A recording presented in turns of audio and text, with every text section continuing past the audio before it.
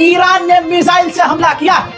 Israel पूरी कोशिश कर रहा है कि कोई खबर इजराइल से बाहर ना जाए, कोई तस्वीर इजराइल से बाहर ना जाए, लेकिन मेरे पास बिल्कुल खतरनाक जानकारी आ रही है, बहुत बड़ी जानकारी। ईरान ने नेतन्याहू के घर को निशाना बनाया है, मिसाइल गिरी है, धमाके की आवाज आई, लेकिन आधिकारिक पोस्ट ये है जिसमें इजराइल अपनी इज्जत बचाने के लिए कह रहा है कि नहीं, ऐसा नहीं हुआ है। लेकिन दूसरी तरफ तवज्जो चाहूंगा, दूसरी तरफ इजराइल ये कह रहा है कि हमारा सर्च ऑपरेशन वहां चल रहा है जहां धमाके हुए हैं। ईरान ने तेल अवीव ही नहीं, पूरे इजराइल के चारों तरफ निशाना बनाकर मिसाइल दागी है और भारी तबाही इजराइल के अंदर 1 घंटे के अंदर मची है फिर से, जिसकी तस्वीर ये है।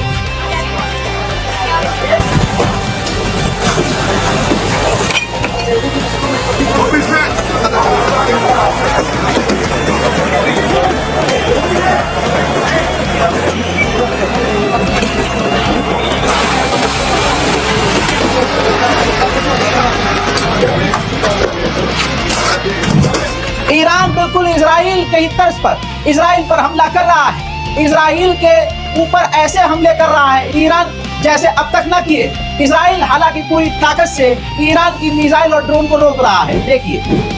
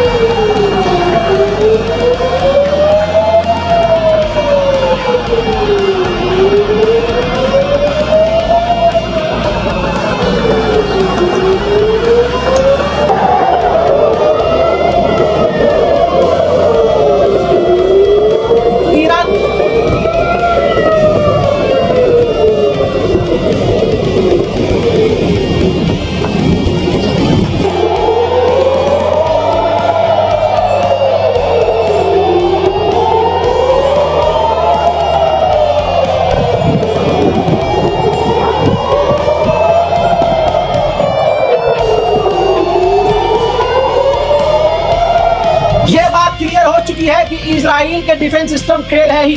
आयरन डोम का कोई नाम भी नहीं ले रहा है। ईरान की एक एक्सक्लूसिव तस्वीर दिखाऊंगा जिसमें ईरान का एक ड्रोन इजरायली रेजिडेंशियल इलाके में जाकर गिरा है। देखिए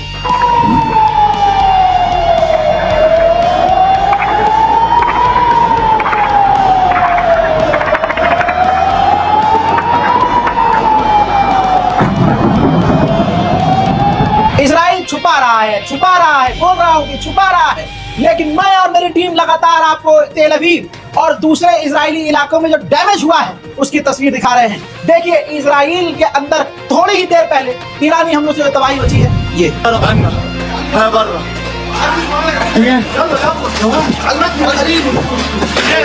इजराइल के प्रधानमंत्री नेतन्याहू ने इजरायलियों का चैन सुकून छीन लिया।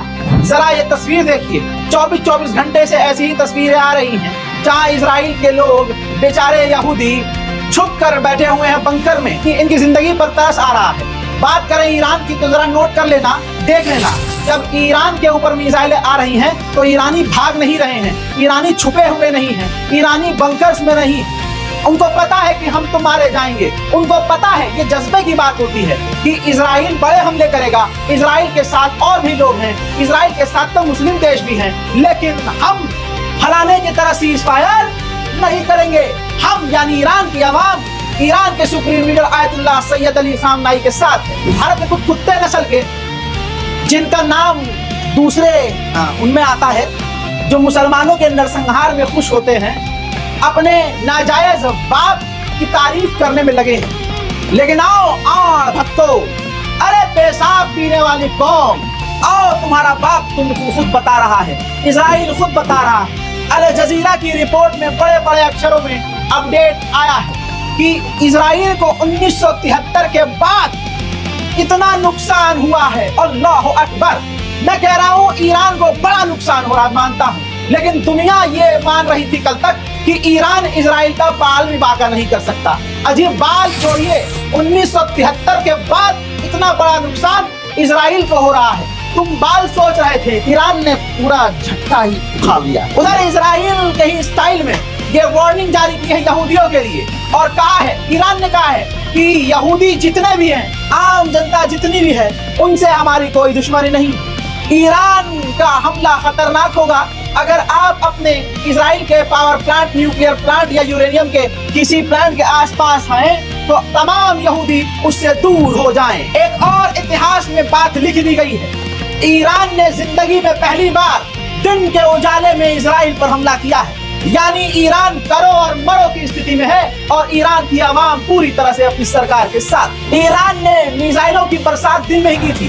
चंद तस्वीरें दिखा रहा हूँ। मैं कह रहा हूँ कि ईरान अकेला है और इजराइल के साथ दुनिया है, और दुनिया के होने के बावजूद ईरान का नुकसान कर रहा है। मंजर आपके सामने है। सीरिया के अंदर अमेरिका ने ईरान की दर्जनों मिसाइलों को रोका है। अपनी नाजायज औलाद इजराइल तक ये मिसाइल न पहुंचे, इसकी पूरी कोशिश अमेरिका, फ्रांस, ब्रिटेन कर रहे हैं। यानी एक तरफ ईरान और एक तरफ सब कुत्तों का झुंड। फिलहाल की इस रिपोर्ट में इतना ही। शेयर करते रहिए और दिमाग में बैठा लीजिए कि ईरान की आवाम, ना आप ना हम, जालिम से नहीं डरते, और मुसलमान की जिंदगी और उसकी नियत में शहादत एक सौगात। रिपोर्ट शेयर कीजिए। लौट रहा हूं और भी बड़ी जानकारियों के साथ, तब तक के लिए जय हिंद।